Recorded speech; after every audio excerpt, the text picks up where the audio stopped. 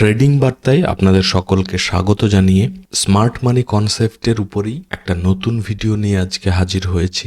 আর thumbnail দেখে আপনারা বুঝতেই পেরেছেন যে স্মার্ট মানি কনসেপ্টের উপরে কাজ করার জন্য একটা খুব সুন্দর ইন্ডিকেটর নিয়ে আজকে আপনাদের সঙ্গে আলোচনা করব এবং সেই ইন্ডিকেটরের কি আমরা সেটিংস চেঞ্জ করব এবং এসএমসির উপরে বেস করে সেই ইন্ডিকেটরের সাহায্য নিয়ে কিভাবে আমরা এন্ট্রি এক্সিট করব সেটা নিয়ে তো বলবোই, কিন্তু সব থেকে যেটা মেন পয়েন্ট সেটা হচ্ছে যে এই ইন্ডিকেটরটা আপনি যদি এর উপরে ডিপেন্ড করে এন্ট্রি এক্সিট করুন বা নাই করুন তবুও কিন্তু দুর্দান্ত ভাবে আপনাকে সাহায্য করবে। কিরকম ভাবে? কোথায় আপনার বিওএস তৈরি হচ্ছে, কোথায় আপনার জস তৈরি হচ্ছে, কোথায় আপনার অর্ডার ব্লক তৈরি হচ্ছে, সমস্ত কিছু কিন্তু এখানে দেখিয়ে দেবে। এবং এইগুলো ছাড়াও কোথায় আপনার ফেয়ার ভ্যালু গ্যাপ তৈরি হচ্ছে, লিকুইডিটি কোথায় গ্র্যাব করা হচ্ছে, কোনটা আপনার প্রিমিয়াম জোন, কোনটা ডিসকাউন্ট জোন, সমস্ত কিছু কিন্তু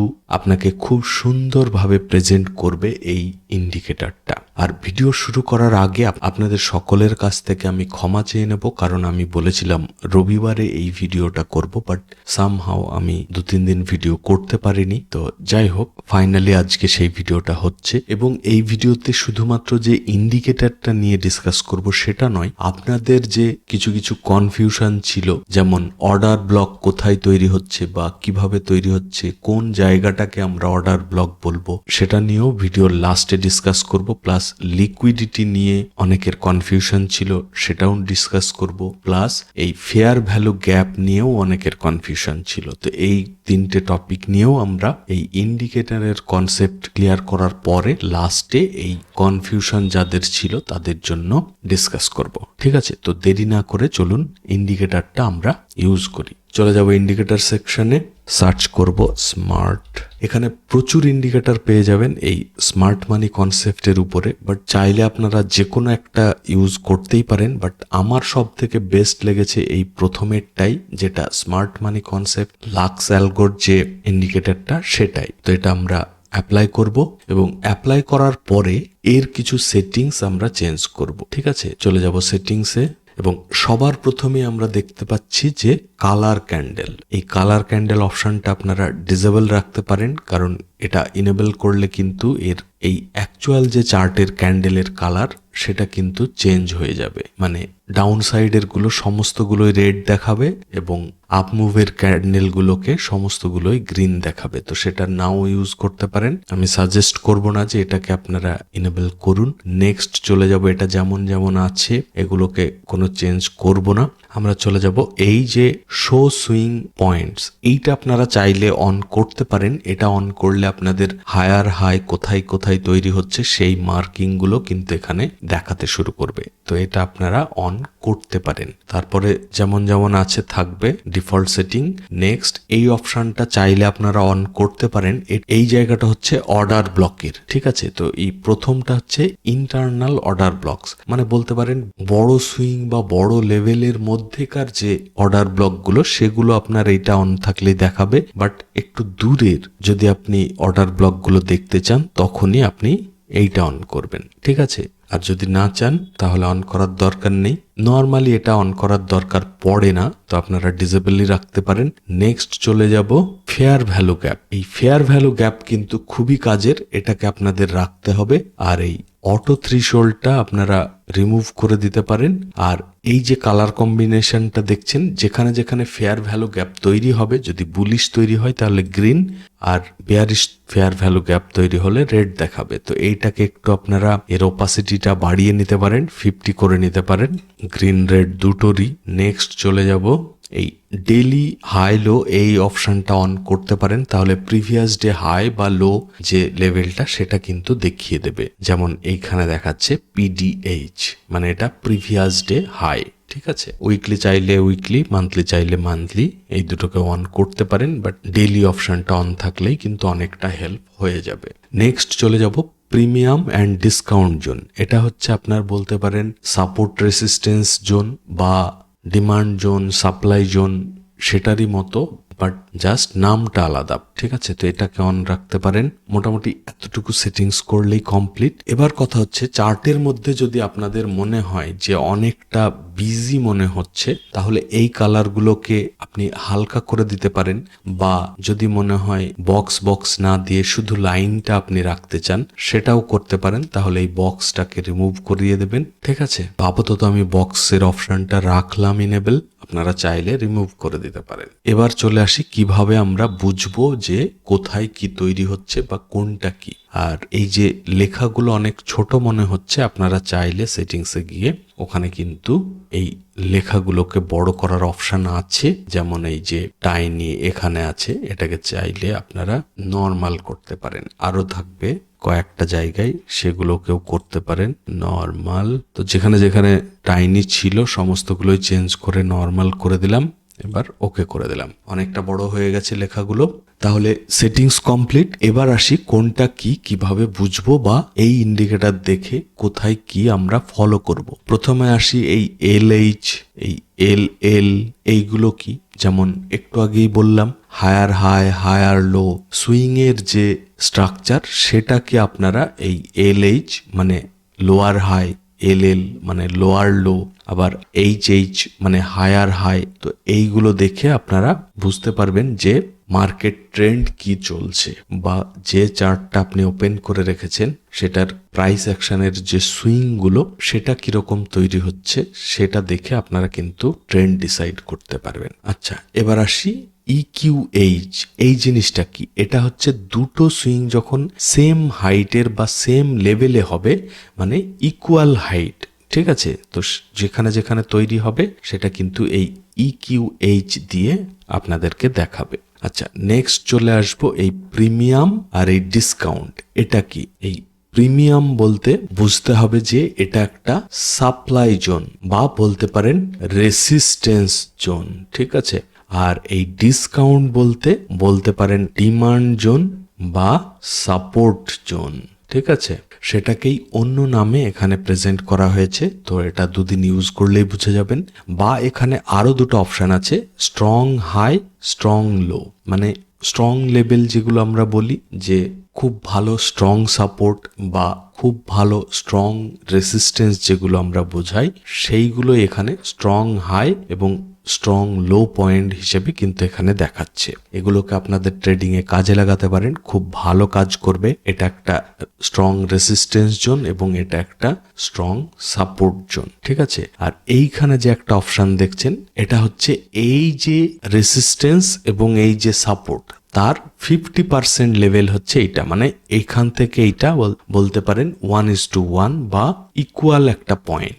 ঠিক আছে, আর যে আমরা ডেইলি, উইকলি, মান্থলি একটা অপশন দেখছিলাম, সেটার এই যে দুটো লেভেল দেখছেন, এইটা হচ্ছে ডেইলিটা যেহেতু আমি শুধুমাত্র অন করেছি, তো তার প্রিভিয়াস ডে লো এর লেভেল কোনটা সেটা এখানে দেখাচ্ছে, এবং প্রিভিয়াস ডে হাই এর পয়েন্ট কোনটা সেটা দেখাচ্ছে। যেমন এইটা আজকে 3 তারিখ, তো 2 তারিখ যেহেতু প্রিভিয়াস ডে হচ্ছে, তো 2 তারিখের হাই লেভেল এটা এবং 2 তারিখের লো এর লেভেল হচ্ছে এই জায়গাটা। ঠিক আছে, এবার চলে আসি এই BOS এবং চচ, এই দুটো নিয়ে, যেটা আপনাদের অনেকেরই কনফিউশন রয়েছে এবং খুবই গুরুত্বপূর্ণ। যেহেতু এই দুটো জিনিস, তো খুব ভালো করে আমরা বুঝবো যে কোনটা কি। BOS মানে আমরা অলরেডি আগে বলেছি যে ব্রেক অফ স্ট্রাকচার, আর চচ মানে হচ্ছে চেঞ্জ অফ ক্যারেক্টার। এটা নিয়ে কনফিউশন থাকলে আপনাদেরকে যেহেতু প্রমিস করেছিলাম যে টেলিগ্রাম চ্যানেলে এই SMCর PDF ফাইলটা আমরা টেলিগ্রাম চ্যানেলে কিন্তু আমি লেট করে হলেও আপনাদেরকে দিয়েছি। তো যারা এখনো দেখেননি, সেই PDF ফাইলটা ডাউনলোড করে একটু পড়াশোনা করে নেবেন। খুবই সংক্ষেপে দেয়া আছে, চাপের কিছু নেই। আর যারা এখনো টেলিগ্রাম চ্যানেলে জয়েনই করেননি, তারা ভিডিওর নিচে ডেসক্রিপশনে ট্রেডিং বার্তা বলে টেলিগ্রাম চ্যানেলের লিংক রয়েছে, সেখানে ক্লিক করে জয়েন করে নেবেন। ঠিক আছে, তো BOSটা কি? BOS হচ্ছে যখন কোনো ট্রেন্ড সে আপ ট্রেন্ড হতে পারে বা ডাউন ট্রেন্ড হতে পারে। কন্টিনিউ যখন এরকম সুইং বানাতে বানাতে চলে যাবে তখন বিওএস কিন্তু প্রত্যেকটা জায়গায় দেখাতে থাকবে। মানে ট্রেন্ড কন্টিনিউয়েশন যখন হবে একই সাইডে তখন সেটা বিওএস করে লেখা দেখাতে থাকবে। এবং যখনই ট্রেন্ডটা ব্রেক করবে, মানে প্রিভিয়াস সুইং ব্রেক করে নিচে ক্লোজ করবে, তখনই কিন্তু তার ক্যারেক্টারটা চেঞ্জ হয়ে যাচ্ছে, মানে তার ট্রেন্ড চেঞ্জ হয়ে যাচ্ছে। তখন সেখানে দেখাবে এই চচ, মানে চেঞ্জ অফ ক্যারেক্টার, মানে এই যে ট্রেন্ড চলছিল তার মুভমেন্টটা চেঞ্জ করে নিল বা ডিরেকশনটা চেঞ্জ করে নিল বলে তখন সেখানে দেখাবে এই চেঞ্জ অফ ক্যারেক্টার, মানে চচ। ঠিক আছে। আর যখন কন্টিনিউ থাকবে তখন হচ্ছে বিওএস, মানে break of structure. Break of structure বলছি কেন? কারণ একটা করে সুইং এরকম ব্রেক করে করে হাই আর হাই বানাতে বানাতে উপরে যাচ্ছে, সেই জন্য বিওএস। আবার শুধুমাত্র এমন নয় যে শুধু উপরে যাবে যখন তখনই বিওএস হবে, সেটা নয়। যখন নিচেও এরকম যেতে থাকবে তখনও কিন্তু বিওএস করে বানাতে থাকবে। ঠিক আছে। এবার অনেকের মনে প্রশ্ন হতে পারে তাহলে এইটা কেন চচ? কারণ এখান থেকে ডাউন চলছিল, হঠাৎ করে এই সুইংটা ব্রেক করে উপরে চলে গেল, মানে ডাউন সাইডে যাচ্ছিল, এখানে রিট্রেসমেন্ট নিয়েছিল, নেক্সট কি করা উচিত ছিল এখান থেকে নিচে যাওয়ার, বাট কি করলো এই সুইংটার উপরে চলে গেল, সেই জন্য এখানে চেঞ্জ অফ ক্যারেক্টার হয়ে গেল। ঠিক আছে। মানে এখানে নিচে যাওয়ার কথা ছিল বাট নিচে না গিয়ে উপরে চলে গেছে, যেহেতু এর ডাউন সাইডের ক্যারেক্টার চেঞ্জ করলো বা ট্রেন্ডের ডিরেকশন চেঞ্জ করলো, সেই জন্য এখানে চেঞ্জ অফ ক্যারেক্টার হলো। এবং তারপরে যখন আবার সুইং ব্রেক করে করে উপরে যাচ্ছে তখন বিওএস হচ্ছে। তো আশা করছি এটা ক্লিয়ার। এবার প্রশ্ন হচ্ছে যে আমরা তাহলে এই স্মার্ট মানি কনসেপ্ট থেকে এন্ট্রি কিভাবে করব? যেখানে যেখানে আমাদের এই চস তৈরি হবে, মানে ট্রেন্ড চেঞ্জ হচ্ছে, তার শুরুয়াত হচ্ছে, সেখানে আমরা চাইলে এন্ট্রি করতে পারি। এবং ধরুন বিওএস করে কন্টিনিউ যখন করছে, এই সেকেন্ড যখন বিওএস হবে সেখানেও আমরা এন্ট্রি করতে পারি। কারণ ফার্স্ট সুইং ব্রেক করে নতুন সুইং তৈরি করছে, মানে কি প্রাইস অ্যাকশন তৈরি হচ্ছে, ব্রেকআউট হচ্ছে, তো সেখানেও আমরা চাইলে এন্ট্রি করতে পারি। এবং লিকুইডিটি জোন নিয়ে যেটা আপনাদের অনেকের কনফিউশন ছিল, সেটা যদি আমরা এখানে দেখাতে চাই, তাহলে এই যে হাইটা আমরা মার্ক করছি এটা কিন্তু বলতে পারা যায় একটা লিকুইডিটি গ্র্যাব করা হয়েছে। আর লিকুইডিটি নিয়ে যদি বলতে হয় তাহলে লিকুইডিটির লেভেল সেটাকে আমরা বলতে পারি যেখানে একটা সুন্দর রেসিস্টেন্স বা সাপোর্ট, এবং সেখানে আমরা সবাই স্টপ লস রাখি, যেখানে আমাদের স্টপ লস থাকছে। ঠিক আছে। সেই স্টপ লস যখন আমাদের হিট করতে আসছে বা হিট করছে, সেটাকে আমরা কিন্তু বলবো যে লিকুইডিটি গ্র্যাব করছে। মানে ধরুন মার্কেটের রিয়েল মুভমেন্ট ডাউন সাইডে যাওয়ার আছে, কিন্তু ডাউন সাইডে যেতে গেলে আমরা কি করব? মানে ধরুন আমি নিয়ে যাচ্ছি ডাউন সাইডে মার্কেটকে, তাহলে আমি কি করব? আমি সেল করব। ঠিক আছে।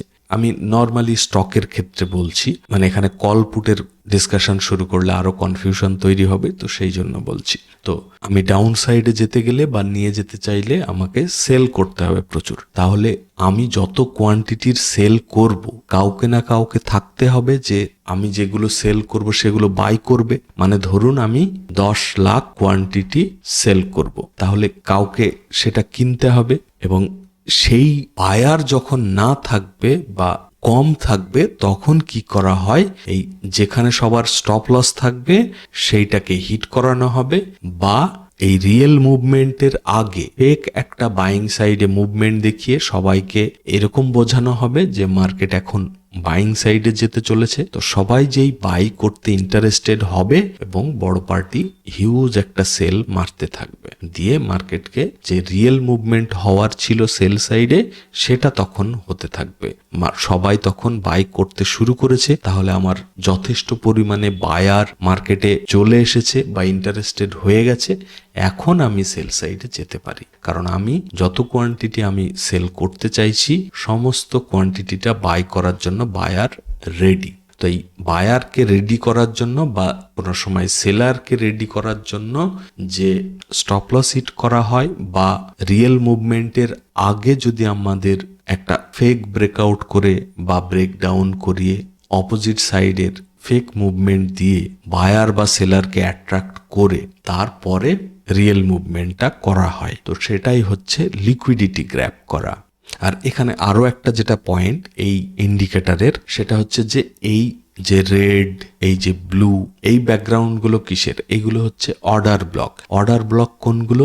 সাপোর্ট বা রেসিস্টেন্স, বা যে জায়গাগুলোই বারবার সাপোর্ট নিচ্ছে বা রেসিস্টেন্স নিচ্ছে সেই জায়গাগুলোই কিন্তু অর্ডার ব্লক, কারণ সেখানেই সবাই অর্ডার প্লেস করে থাকে। ঠিক আছে, আপনারা এই ব্লু কালার মানে বাইং সাইডের অর্ডার ব্লক, মানে বুলিশ অর্ডার ব্লক, আর রেড কালার বলতে বিয়ারিশ অর্ডার ব্লক। তো আপনারা চাইলে এই ব্লু কালারের অর্ডার ব্লকটাকে চেঞ্জ করে গ্রিনও করতে পারেন। ঠিক আছে, যদি এইগুলোতে খুব বেশি প্রবলেম হয় তাহলে ওপাসিটি কমাতে পারেন, ওখানে অপশন আছে।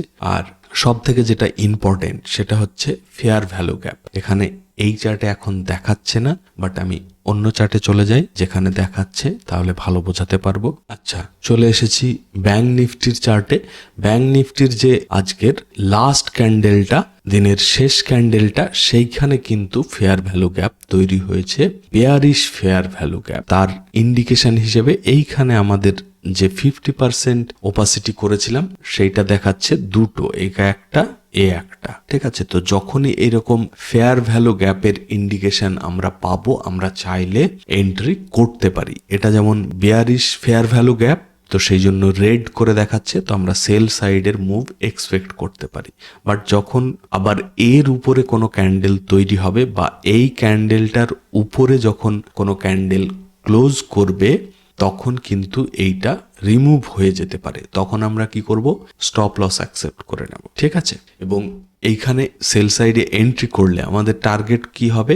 এই যে ডিসকাউন্ট জোন বা প্রিভিয়াস ডে লো বা স্ট্রং লো, সেখানে কিন্তু আমাদের এক্সিট করতে হবে। আবার যদি বাই সাইডে হতো তাহলে আমরা কোথায় এক্সিট করতাম? প্রিভিয়াস ডে হাই বা প্রিমিয়াম জোনে।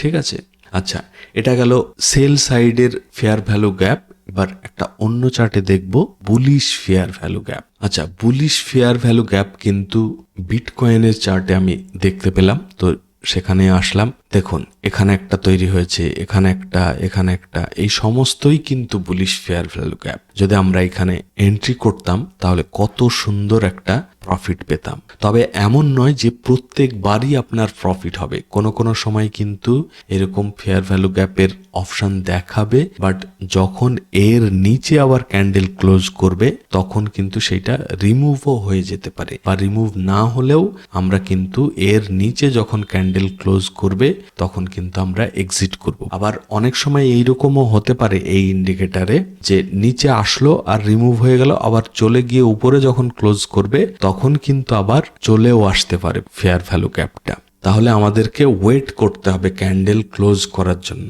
ঠিক আছে, আশা করছি ইন্ডিকেটরটা সকলের ভালো লাগবে। আর ভালো লাগলে প্লিজ ভিডিওটাকে লাইক করবেন। চ্যানেল যদি এখনো সাবস্ক্রাইব করে না থাকেন তাহলে অবশ্যই সাবস্ক্রাইব করে নেবেন। আচ্ছা, এবার আসি কি কি কনফিউশন ছিল। লিকুইডিটির ব্যাপারটা আশা করছি আপনাদের ক্লিয়ার হয়ে গেছে, কারণ এই ইন্ডিকেটর নিয়ে ডিসকাশন করতে করতেই আমি লিকুইডিটি নিয়ে বেশ কিছু পয়েন্ট আপনাদেরকে শেয়ার করলাম। আশা করছি ক্লিয়ার হয়েছে। যদি কোনো কনফিউশন থাকে নির্দ্বিধায় আপনারা কমেন্টে জানাবেন, তাহলে লিকুইডিটির উপরে আমি একটা মাস্টার ক্লাসের ব্যবস্থা করব। ফেয়ার ভ্যালু গ্যাপ নিয়ে বলি, অনেকেরই কনফিউশন ছিল। ফেয়ার ভ্যালু গ্যাপ বলতে এমন কিচ্ছু নয়, মানে ধরুন একটা মুভমেন্ট, সেই মুভমেন্টের ধরুন সবাই সেখানে এন্ট্রি করতে পারলো না, মানে ধরুন একটা ডাউন সাইডে মুভমেন্ট, এখান থেকে খুব কুইক মুভমেন্ট দিয়ে কোনো রিট্রেসমেন্ট ছাড়াই মুভমেন্ট হলো। নর্মালি কি দেখা যায়, সেটাতে আবার আপ মুভ দিয়ে যারা এখানে এন্ট্রি করতে পারেনি তাদেরকে আবার এন্ট্রি করানো হয়, বা এই যে রিট্রেসমেন্ট হয় সেখানে আমরা আবার এন্ট্রি করি। বলতে পারেন এই রিট্রেসমেন্টের জায়গাটাই হচ্ছে ফেয়ার ভ্যালু গ্যাপ। মানে আমরা ধরুন যখন একটা মুভমেন্টের পরে আমরা কি করি, এক্সপেক্ট করে বসে থাকি যে এই জায়গাটায় আসলে এই জায়গাটা হচ্ছে একটা সঠিক প্রাইস, তো সেই সঠিক প্রাইসে আসলে আমি এন্ট্রি করতাম। এইরকম যখন বায়ার বা সেলারের মনে হবে বা সেই রকম সিচুয়েশন তৈরি হবে, তখন কিন্তু মার্কেট আবার সেই জায়গাটাই নর্মালি আসে, এবং সেই সঠিক প্রাইসটা জায়গাটাই হচ্ছে ফেয়ার ভ্যালু গ্যাপ। ঠিক আছে, আর অর্ডার ব্লক সম্পর্কে তো একটু আগেই বললাম। অর্ডার ব্লক বলতে পারেন সাপোর্ট রেসিস্টেন্সের মতোই, প্রিমিয়াম ডিসকাউন্টও সাপোর্ট রেসিস্টেন্সের মতোই, যেমনটা ঠিক সাপ্লাই জোন, ডিমান্ড জোন একই রকম। এই সাপোর্ট, রেসিস্ট্যান্স, প্রিমিয়াম, ডিসকাউন্ট এগুলোও একই জিনিস। ঠিক আছে, তো আশা করছি সমস্ত কনফিউশন আপনাদের ক্লিয়ার হয়েছে। না ক্লিয়ার হলে কোনো দ্বিধাবোধ করবেন না, কমেন্ট করবেন, আমি অবশ্যই সেটার উপরে ডিটেলসে কোনো একটা ভিডিওতে আলোচনা করব বা একটা মাস্টার ক্লাস দিয়ে দেব। ঠিক আছে, তো আজকে ভিডিওটা এখানেই শেষ করব। আপনারা সকলে ভালো থাকবেন। Thank you, bye by.